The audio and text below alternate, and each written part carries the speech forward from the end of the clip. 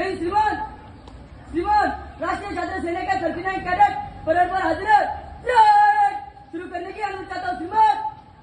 जय श्रीमान। आपल्याशी बोलून सादर होत आहे आणि अध्यक्षांनी या प्रस्तावासाठी परवानगी दिली।